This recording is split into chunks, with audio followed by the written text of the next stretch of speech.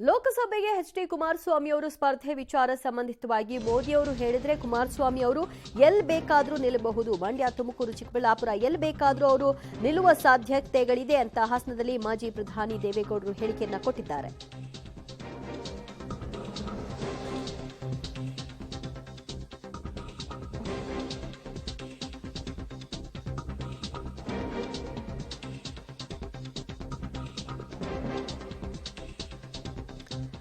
ಲೋಕಸಭೆಗೆ H D Kumaraswamy ಅವರು ಸ್ಪರ್ಧೆ ಮಾಡ್ತಾರಾ ಅನ್ನೋ ಪ್ರಶ್ನೆ ಇದೆ. ಒಂದು ಕಡೆಯಲ್ಲಿ ಪಕ್ಷದಿಂದ ಆ ಒತ್ತಡವೂ ಕೂಡ ಇದೆ ಅಂತ ಹಲವು ನಾಯಕರೇ ಹೇಳ್ಕೊಂಡಿದ್ದಾರೆ. ಖುದ್ದು ಕುಮಾರಸ್ವಾಮಿ ಅವರು ಕೂಡ ಇದೀಗ ಮೋದಿ ಅವರು ಹೇಳಿದ್ರೆ ಎಲ್ಲಿ ಬೇಕಾದರೂ ಅವರು ಸ್ಪರ್ಧೆಗೆ ನಿಲ್ಲಬಹುದು ಅಂತ ದೇವೇಗೌಡರು ಹೇಳಿದ್ದಾರೆ.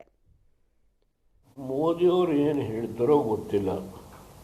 ಒಂದು ವೇಳೆ ಅವ್ರನ್ನ ಪಾರ್ಲಿಮೆಂಟಿಗೆ ನಿಲ್ಲಲೇಬೇಕು ಅಂತ ಹೇಳಿದರೆ ಅವ್ರು ಎಲ್ಲಿ ಬೇಕಾದರೂ ನಿಲ್ಬೋದು. ಅವರಿಗೆ ಯಾವ ಸಮಸ್ಯೆ ಇಲ್ಲ. ಮಂಡ್ಯ ಇರ್ಬೋದು, ಈವನ್ ತುಮಕೂರು ಇರ್ಬೋದು, ಚಿಕ್ಕಬಳ್ಳಾಪುರ ಇರ್ಬೋದು, ಎಲ್ಲಿ ಬೇಕಾದಷ್ಟು ಕಡೆ ಅವ್ರನ್ನ ಕರೀತಾರೆ. ಆ ವಿಷಯ ಬೇರೆ.